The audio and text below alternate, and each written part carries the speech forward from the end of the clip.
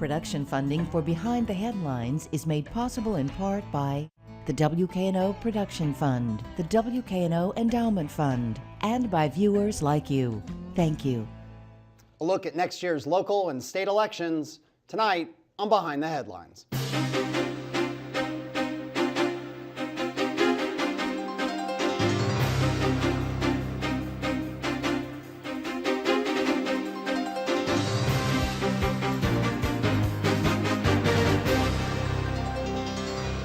I'm Eric Barnes, publisher of the Memphis Daily News. Thanks for joining us. I'm joined tonight by Corey Strong, head of the Shelby County Democratic Party. Thanks for being here. Hey, good evening. Lee Mills, head of the Shelby County Republican Party. Thank you for being here. Yeah, my pleasure. Along with Bill Dries, senior reporter with the Memphis Daily News. So we'll look ahead. There are, we were talking a little bit before the show, many candidates and open offices next year. And as we begin, people begin firing up their campaigns. We've got statewide in terms of the governor. We've got the Senate race. We've got everything down to judges and so on. We'll try to get to as much as we can. We don't talk a lot of national politics on the show, but it's hard not to start with the Roy Moore and the Alabama situation because it's a southern state and because it's gotten Democrats' hope up. Republicans are saying things. So let's start there, and I'll just I actually flipped a coin before the show of who I would go to the first question with, just to kind of get in the season of elections. For you, Lee, your take, does it say anything about the upcoming election season? Does it concern you? Is it just completely its own entity? No, that's its own entity. It's if you look at Alabama, Donald Trump had 1.3 million Republican voters in the 2016 election. Hillary Clinton had about 700,000. If you look at the election, this is just a referendum on what some would call a poor candidate. So you had 1.3 million people vote for Donald Trump, but only 650,000 Republicans voted. So only half of the Republicans that were eligible or voted for Trump showed up to vote for Roy Moore. And you would take that as the failure, the allegations, the what of Roy Moore, not something about the Republican Party or a shine of Trump on him that was dragging him down. No, if you look at national polls as far as Trump approval ratings, Alabama is one of the highest states that approves of Trump. Tennessee's pretty high up there too. But this is just a very, very unusual thing. I don't attribute it to Roy Moore's horse or anything, just a bad candidate. And you don't know these allegations are true, whether they're not true, but they certainly played a role. One of the Alabama.com stories says there might have been 22,000 votes for write-in votes for Nick Saban. Yeah. And so and that wouldn't surprise me. Yeah. But also, this Senator Shelby said, let's do a write-in candidate. So that played a lot into it. Yeah, the Republican, longtime Republican senator in the other seat in Alabama said, write in, I'm not going to vote for Roy Moore. That's correct. Yeah. And I think that played a big role. Corey, your take. I mean, obviously Democrats nationally are excited. They see it differently than what Lee described. What do you all, in terms of a local Democratic Party and looking ahead to statewide elections, what do you take from that Alabama experience? Well, I tend to agree that is a very unique situation. I mean, you have it's more of a referendum on kind of a lack of excitement about a particular candidate there. But I think you can glean lessons from it. The ground game, a very strong ground game, support from the National Party, which is something that on the Democratic side we're looking at heavily in the state of Tennessee. There's conversations we've had with the DNC. Also, a good candidate on our side, fielding good candidates. It's a lesson that we can learn in the Democratic Party. The elected Senator Jones has a great record in civil rights, and that is something that the community could turn out for, particularly the black community, which voted in droves there.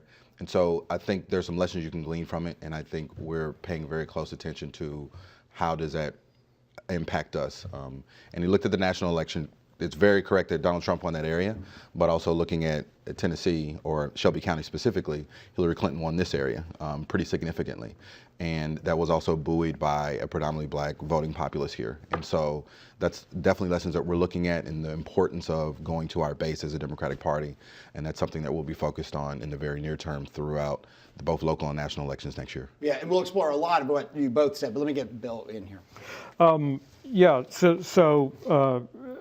Corey, did you have some folks who went to Alabama to work in the campaign there? Were there some Democrats from here involved? So there were a smattering of Democrats. I think I may have one or two people on the grassroots council that got involved, but I think generally it's these broader organizations, these the Indivisibles and organizations like that have gotten involved. Some more of the activist organizations that we are starting to partner with this kind of new energy since last year. Right. And Lee, did you have any folks? I know phone banking is something that both party bases. We didn't do it locally. I'm sure the National Party did, but it's a good point that he made.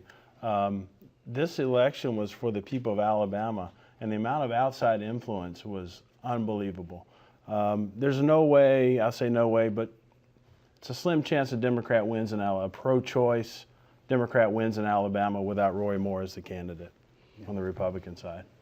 Switching to Tennessee, does Bredesen entering, former Democratic governor of the state, a more moderate and very well liked, he had very high approval ratings when he left office, does it concern Republicans in the state that he might get more national money now because the DNC, because the state, this federal money will say, hey, we can win in the South. We've got a popular former governor.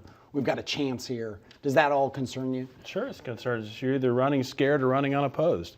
But you see that I think the demographics of Tennessee have shifted. There's only really 3 or 4 large Democratic counties. And so it's going to be tough for him. But the whole election comes down to voter turnout. It always comes to voter turnout. And that's a problem that we struggle with in Shelby County, both from the Democratic Party and the Republican Party. I tell our folks that we have a saying, and they could say the same thing, that Republicans who don't vote elect Democrats. And the same could be true on their side, except they have a numbers advantage in Shelby County. So it's going to be all about turnout and getting good candidates to run. And your thoughts on the governor race as well. So we've got a governor's race, big field of Republicans. How do you all take that for granted? I mean, there is a sense of complacency almost among some Democrats I know who, well, this is a Republican state. They control the state House, the state Senate, governorship. It's, a Democrat's never going to win. It's just about which Republican wins the primary. Well, Democratic complacency is great for us. It's not good for them, but it's a different state than when Phil Bredesen was here. It's a red state. That kind of shifted starting when Al Gore ran for vice president. He didn't win his state, and it shifted since then. So we'll see. Yeah. Court, your thoughts first on that. Let's start with the Senate race. I mean, do you all expect, having a big name candidate, a wealthy candidate who can put a lot of his own money in terms of Phil Bredesen, do you all think you'll get more federal or, national level Democratic money as a result both of his popularity some years ago and the win in Alabama? Oh, absolutely. So Virginia, New Jersey, cities across the country, Alabama, is a narrative that involvement at the national level is important. And he mentioned something, yes, there was a lot of people in Alabama, but in states where people are successful, particularly where there's close competitions, tight competitions, there's going to be national money comes in, whether it's from the national parties or whether it's from, this pack or that pack. Koch brothers put a lot of money down here. That happens in every state. So there's someone weighing in because all politics are local, right, but the stakes can be very high at the federal level. So I actually got a phone call last night from James Mackler, who dropped out of the race. On the Democratic side. On the Democratic side, because Bredesen got in, a fellow brothers in arms. And there is a desire to make sure that we kind of circle the wagons and make sure that we are supporting one candidate. And the decision was made by Mackler, who did a phenomenal job and to serve the party, serve country, and say, hey, I'm going to drop out and support this effort. And so I think that he will bring attention. We have 2 great candidates on the governor side as well, in Fitzhugh and Dean. And both of them are great seasoned Democrats, and I think Dean, in his particular case, will also bring national attention. And so having that caliber of person run is very good on our side, because that's something we've had trouble with in the past few years. And before I go to Bill, one more. Turnout. As you pointed out, as Lee mentioned, I think too. Shelby County is a heavily Democratic city. It went for or area. It went for Hillary in the last election, Hillary Clinton. What do you all have to do to get turnout in an off year? Do you see, how do you get turnout? What does that mean? Is it money? Is it people? Is it all of the above? It's all of the above. But our focus, and not having a meeting with the associate chair of the DNC came in not too long ago. We did a labor meeting, Jamie Harrison, and the conversation with him was pretty clear. this race is going to run through Shelby County at the state level. If we turn out here, that has statewide impacts. We have enough kind of votes on the tree to shake out that it has to go through Shelby County. And so understanding that, the reality is that we have a local election prior to that. And so if we are able to be successful at a countywide level in August, then that will pay dividends in November. So if people believe you can do it and win a county mayorship or county level offices here, then we can fold that into something and keep the momentum going into November. All right, 15 minutes left. Bill. Lee, by the same token, the Republican base outside of the city of Memphis, but within Shelby County, is the largest base, depending on turnout, of any single county in the state as well. So we've kind of got both of those dynamics going here inside the city and outside of the city. What would you say the state of that very significant Republican base is going into 2018? Corey makes a great point. They are the largest Democratic county in the state, but we're also the largest Republican county in the state, just as you said. Our voters are excited. They're going to turn out. We do a couple things as Republicans. We always have multiple candidates. So where they kind of coalesce around one candidate, we've got more people in the race. In almost every race, we'll have multiple candidates. But that helps, I believe, our turnout because each individual candidate will get their folks out to vote. Now, another thing that it helps us with is our general election is on the state primary election. So when people are voting for governor and senator, which we have a lot of candidates in, they'll be voting in our general election.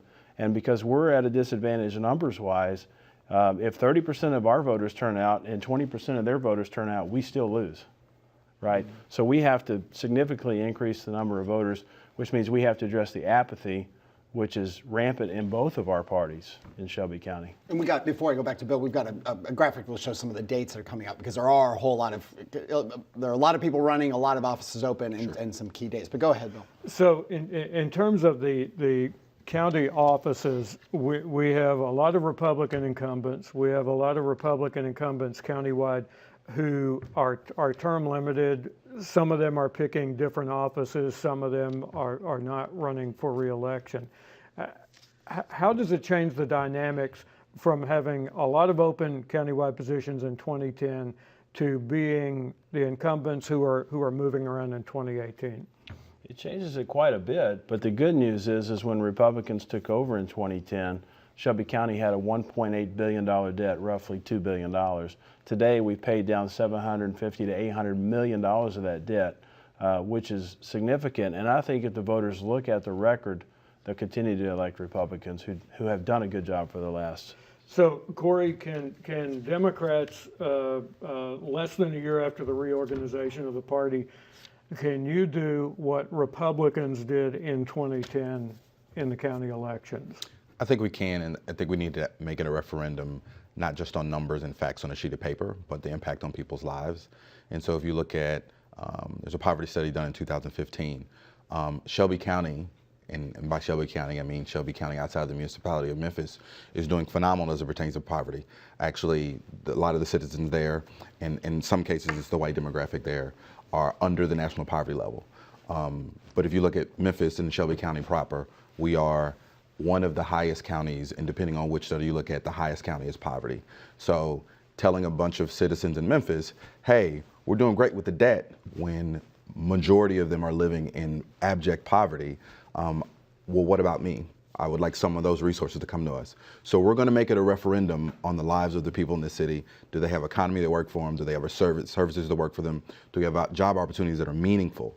And currently right now we have a county government that's very concerned about building new roads in Eads, Tennessee and doing, things at the margins as opposed to doing actual meaningful work at the core of the citizens of Shelby County, which Memphis is a big part of. And so we'll make it a referendum on that. Okay. Well, take exception to that. Shelby County is doing great. They have good leadership. The reason Memphis is doing bad is because Memphis has suffered for bad leadership, bad Democratic leadership for decades. So to blame this on Republicans is kind of, not real fair. The county's doing good because Republicans have run the county for 7 years. The city could do good if Republicans ran Memphis City, but unfortunately it's Democrats that run Memphis City. So really the blame has to be shifted inward, and I think that's the big problem. Corey and other Democrats have talked a lot about the 2016 state house race where Dwayne Thompson, the Democrat, upset the Republican incumbent Steve McManus. Does that indicate that things are changing in the county outside of the city? In that district it may, but not anywhere else. I'm not going to talk bad about Representative McManus, but I don't believe, my personal opinion, that he worked as hard as maybe he could have, that he spent as much money as he should have. And they got a lot of outside influence from the national party, from the state party. So again, the outside money and the outside mailers and the callers and the things they did it right because they won. I think had our side not really been, I said they were blindsided. They didn't expect as much resistance as they got, and the Democrats took one from us, but I think we can take that one back. I suspect your view is going to be different. Is Dwayne Thompson's election an opening for the party in the county outside of the city? In the same way that I said we can glean lessons from Alabama, we can learn lessons from what Dwayne did there. Dwayne gets some support, yeah, because he's a good candidate, but Dwayne worked his butt off. Dwayne knocked on doors. Dwayne knew that community. Dwayne understood the demographics. And I'll tell you, it's funny, you people that live within the same address, it's interesting the number of people that can say, I know the campaigns have knocked on my doors over the past 20, 30 years. In Cordova, a lot of those people now know Dwayne Thompson because he's come to them consistently. So a candidate that's present and a candidate that connects with you personally and lets you know we're going to try to expand that and scale that up across the county with our good candidates. And so we're learning a lot of lessons from Dwayne. And we used to serve an executive committee together, and I can tell you he's a hard worker. All right. Let's talk a little bit about crossover. Lee, in 2010, a lot of Republicans told me that the key to success was that the Republicans had nominees who had crossover potential that some segment of Democrats could support. Is crossover still the factor it was then in what I'll call the age of Trump generally? Yes. It's very important for us because, again, we're at a numbers disadvantage, right? I said if 30% of our voters turn out and 20% of their voters turn out and they vote straight ticket, then we lose. So we need some of that crossover vote, and I think we'll get it. There's things that Republicans and Democrats can agree on: crime, jobs, education. Those things we can agree on. And I think our candidates will stand out and people will see that they're the better candidate, I hope. Go ahead, Bill. Go ahead. Does that change when you get to the state level, though, with the Senate race and the race for governor? No. I mean, yes, it does. In Shelby County, maybe, but Shelby County is kind of an offset, the same as Nashville and Knoxville. But statewide, no. I mean, Republicans are going to vote for Republicans and Democrats are going to vote for Democrats, and the crossover vote really doesn't matter, except maybe in those few counties. And let me just continue with the crossover question, because it seems to be a different dynamic among Democrats, and for the reasons that Lee mentioned, Corey, that Democrats have the advantage in terms of numbers. And you all had quite the discussion about crossover and who's a Democrat and who's not a Democrat in terms of who the party supports. So what's the role of crossover with your candidates in the countywide elections? A crossover is a symptom of a problem.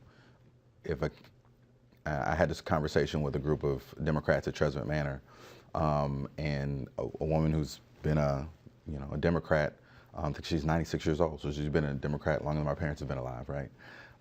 And she says, "Yeah, I didn't know y'all's candidates. They didn't, but I know this one, and I know his parents, and he's a good person."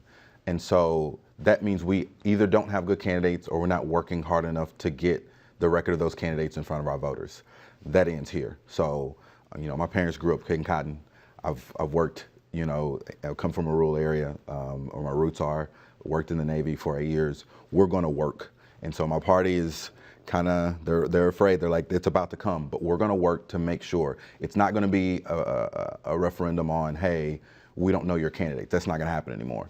And also, I think with the national things that are going on in the state of the county, that good people are getting involved and are running for office on both sides, but particularly the Democratic side. And so that gives me hope that not only when we work that we're going to be able to get to the voters, but also to give them a candidate that they'll be happy about. Let me ask, we talk about, excuse me, crossover and we're talking about a referendum almost. You know, the Republicans in what was that, 2010, used the unpopularity of Obama among Republicans. I mean, the visceral unpopularity of Obama, specifically Obamacare. They parlayed that into, statewide races, into state house, state senate, even local. Do you worry, Lee, that I don't think anyone questions Trump's popularity in rural Tennessee, but that among educated, suburban, particularly women, at a time of the Me Too moments, you've got a president who has allegations of 15, 20 sexual harassment, all kinds of accusations, and you've got this Mueller investigation. Is there a drip with that? I don't want to necessarily debate whether those are true, but they're out there and they're talked about constantly, and they're off-putting for a lot of increasingly it seems people point to educated suburban traditionally Republican voters, maybe they just don't turn out because of that. And does that begin to reflect at the local level? So my job as Shelby County chairman is to take care of Shelby County, and I think you're correct. But I also say that this is the reason that I divorced myself from President Trump when we talk about local elections. Okay, he said local elections matter, that's true. And here's the point. My job as Republican Party chairman is to highlight our candidates, our state candidates, and try to divorce ourselves from Donald Trump. We have to do that because it's exactly the way you said.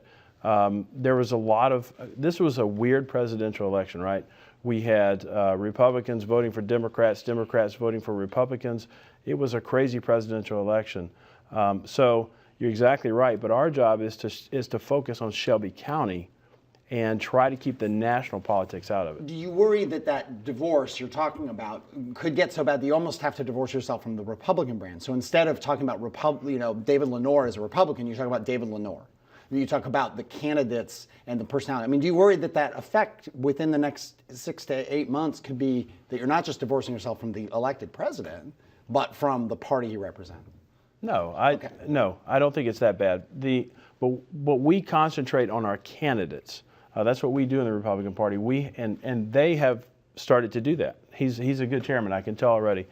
Because in the past, just met, right? We just met. Yeah, before the show. But I can tell because of the way he's talking, because Democrats have suffered for years in Shelby County because they haven't put up good candidates. It just haven't been good candidates. Senator Lee Harris is a great candidate, okay? So it's going to be tough, and we're going to concentrate on our personalities and their strengths and not worry about the national politics. We're throwing so many names out and I haven't, but Lee Harris, who used to be city council, is now state senator and is now in the race as a Democrat for county mayor. And I should say that David Lenore, who's now the trustee, who I mentioned is running for county mayor as well.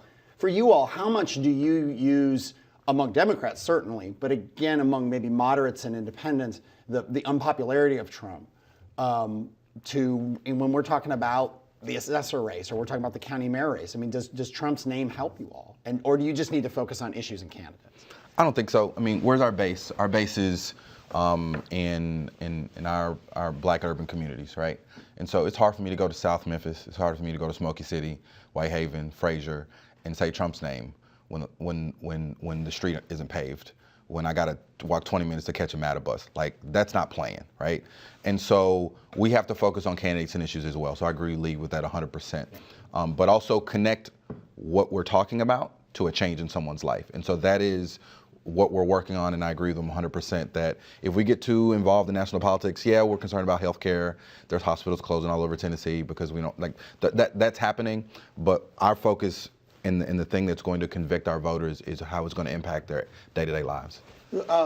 We have so much we didn't get to. We've got just a couple minutes left. Maybe we just get both your take on ranked choice voting, which is, and Bill, can you kind of give everybody who doesn't necessarily follow the way we do, what is ranked choice voting, what's the issue, and get your guys' opinions on it. It's also called instant runoff voting. City voters approved it as a city charter amendment in 2008. It basically eliminates a separate runoff election. When you go in to vote in a single member district city council race, you would, instead of voting for one candidate, you would mark your preferences 1, 2, 3, or 1 or 2, or however many you want to. If none of the candidates in that race get 50% plus 1 of the votes, then as things stand now, you would go to a separate runoff election among the top 2. With ranked choice or instant runoff, there would be a second vote count of the same ballots, where you would take the number 2 votes from the lowest vote total and apply it to the other candidates, and you keep on doing that until someone gets a majority of the voters. So, yeah, with that, right now we're in court. The local have gone to court to get clarity because the state election commission said it wasn't possible. It's a complicated issue. I'm giving you almost no time. Your take on what should happen on this issue.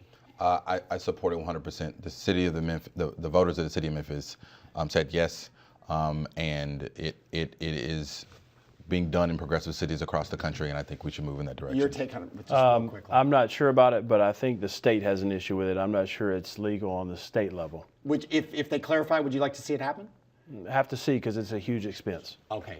Not enough time for that issue, but thank you all for being here. Thank you, Bill. Thank you for joining us. Join us again next week.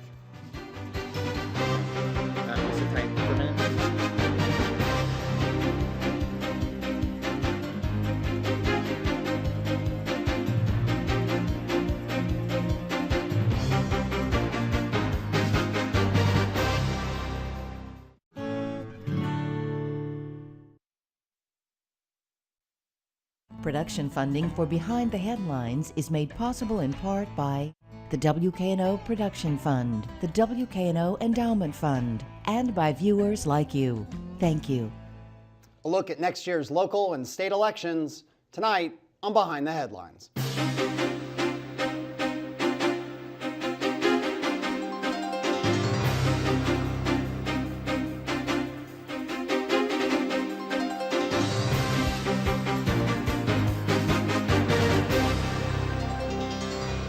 I'm Eric Barnes, publisher of the Memphis Daily News. Thanks for joining us. I'm joined tonight by Corey Strong, head of the Shelby County Democratic Party. Thanks for being here. Hey, good evening. Lee Mills, head of the Shelby County Republican Party. Thank you for being here. Yeah, my pleasure. Along completely its own entity. No, that's its own. It's its own entity. It's if you look at Alabama, Donald Trump had 1.3 million Republican voters in the 2016 election. Hillary Clinton had about 700,000. If you look at the election, this is just a referendum on what some would call a poor candidate. So you had 1.3 million people vote for Donald Trump, but only 650,000 Republicans voted. So only half of the Republicans that were eligible or voted for Trump showed up to vote for Roy Moore. And you would take that as the failure, the allegations, the what of Roy Moore, not something about the Republican Party or a shine of Trump on him that was dragging him down. No, if you look at national polls as far as Trump approval ratings, Alabama is one of the highest states that approves of Trump. Tennessee's pretty high up there too. But this is just a very, very unusual thing. I don't attribute it to Roy Moore's horse or anything, just a bad candidate. And you don't know these allegations are true, whether they're not true, but they certainly played a role. One of the Alabama.com stories says there might have been 22,000 votes for write-in votes for Nick Saban. Yeah. You know, and so and that wouldn't surprise me. Yeah. But also, you know, this Senator Shelby said, let's do a write-in candidate. So that played a lot into it. Yeah, the Republicans, the longtime Republican senator in the other seat in Alabama said, write in, I'm not going to vote for Roy. That's correct. Yeah. And I think that played a big role. Corey, your take. I mean, you know, obviously with Bill Dries, senior reporter with the Memphis Daily News. So we'll look ahead. There are, we were talking a little bit before the show, many candidates and open offices next year. And as people begin firing up their campaigns. We've got statewide in terms of the governor. We've got the Senate race. We've got everything down to judges and so on. We'll try to get to as much as we can. We don't talk a lot of national politics on the show, but it's hard not to start with the Roy Moore in the Alabama situation because it's a southern state and because, you know, it's gotten Democrats' hope up. Republicans are saying things. So let's start there. And I'll just I actually flipped a coin before the show of who I would go to the first question with just to kind of get in the season of elections.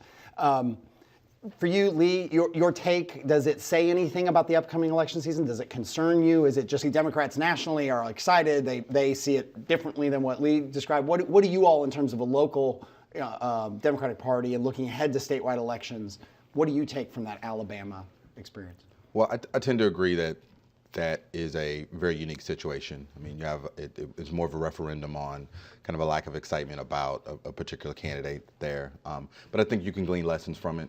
The ground game, a very strong ground game, support from the National Party, which is something that on the Democratic side we're looking at heavily in the state of Tennessee. There's some conversations we've had with the DNC. Also, a good candidate on our side, fielding good candidates. It's a lesson that we can learn in the Democratic Party.